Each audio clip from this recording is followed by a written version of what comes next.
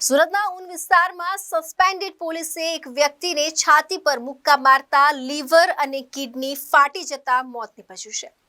Suspended police રોનક હિરાણીએ Facebook પર મૃતકના વિવાહને લઈને પોસ્ટ લખી હતી, જેથી મૃતક વ્યક્તિ અને તેનો દીકરો બંને સમજાવવા માટે સસ્પેન્ડેડ પોલીસના ઘરે ગયા હતા, જ્યાં રોનક હિરાણીએ બંને સાથે ઉગ્ર શબ્દથી બોલવાનું શરૂ કરીને મૃતકની છાતીના ભાગે મુક્કા મારતા ઢળી પડ્યાનો આક્ષેપ પરિવારજનો દ્વારા કરવામાં આવ્યો હતો। પાંડેસરા પોલીસ સ્ટેશનમાં કોન્સ્ટેબલ તરીકે ફરજ બજાવતા અને હાલ સસ્પેન્ડેડ થયેલા રોનક હિરાણીએ સોશિયલ મીડિયા ઉપર ગંદી પોસ્ટ લખી હતી।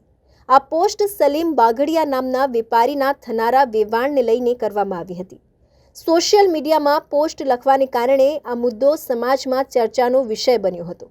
આ બાબતે મૃતક સલીમભાઈ અને તેનો દીકરો સુમિત સસ્પેન્ડેડ પોલીસ રોનક હિરાણીના ઘરે ગયા હતા અને તેમને સમજાવતા હતા કે આ પ્રકારની જે પોસ્ટ કરી છે તે ડિલીટ કરી દેવી જોઈએ।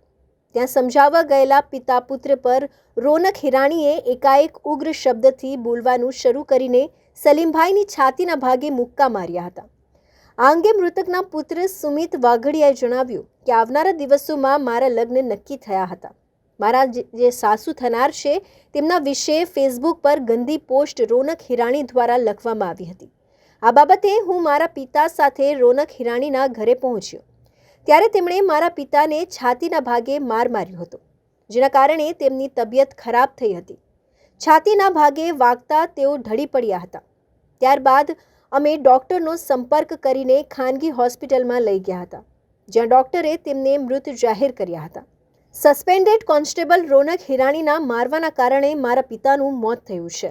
મારું નામ સુમિત સલીમભાઈ બાગડિયા છે। મારા પપ્પાનું નામ સલીમ સદરુદ્દીન બાગડિયા છે, બરાબર છે। અને અમે સવારમાં ચા નાસ્તો કરતા હતા। ચા નાસ્તો કરીને અમે સોફે બેઠા ત્યારે રોનકભાઈ Hirani ASI suspended police station પાંડેસરામાં હતા। સસ્પેન્ડેડ પોલીસ સસ્પેન્ડેડ છે અત્યારે, બરાબર છે। એને મારા સાસુ વિશે પોસ્ટ કરી છે સોશિયલ મીડિયામાં અને અમને મતલબ ઓલું હેરેસમેન્ટ કરતા હતા કે ભાઈ તારા સાસુ આવા છે ને આવું છે, એવું બધું પોસ્ટ કરેલી છે।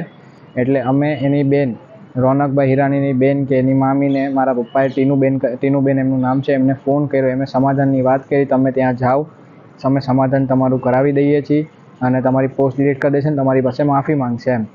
અને એટલે અમે મારા પપ્પા મારા સાસુ વિશે થયું હતું એટલે મારા પપ્પા બે એમના ઘરે ગયા એટલે અમે વાતચીત ચાલુ કરી, પણ એમને તરત જ મતલબ તું તારથી ગાડી ચાલુ કરી દીધી અને એને એવું કીધું કે તારે હું પોલીસમાં છું, પોસ્ટ ડિલીટ નહીં થશે, હું પોલીસમાં છું, તમારે જે થાય એ કરી લેજો। Arvind Rathod, ABC news Gujarat, Surat.